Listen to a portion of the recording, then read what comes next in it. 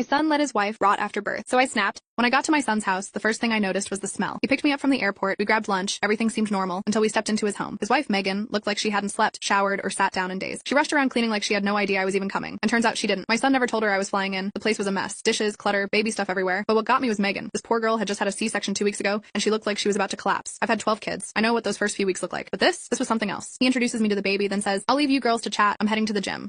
So I ask Megan how she's doing, and she tells me everything's beautiful, but she's feeding the baby every 2 hours and barely sleeping. I tell her to nap, I'll handle the baby. She knocks out instantly. Gone. 4 hours. I fed the baby, made lunch, and by the time she woke up, she finally took a shower. Meanwhile, my son, on paternity leave, just walks around like he's a guest in his own home. No dishes, no laundry, not even picking up the baby when he cries. He just looked at me or Megan to handle it. I bit my tongue the first day, but by the second, I couldn't anymore. I told Megan she smelled like she had an infection, and that she needed to be on bed rest, that she was letting herself be treated like a damn doormat, and that my son needed to stop acting like a horny teenager and do everything in that house until she recovered. Cooking, cleaning, baby, all of it. He lost his shit, called me a Karen, said I was a bitch for calling his house dirty and saying his wife smelled. But Megan, she didn't even flinch. In fact, she thanked me, asked me to stay longer, said she felt like she could finally breathe. Now my son's not even home, says I ruined his marriage. Good.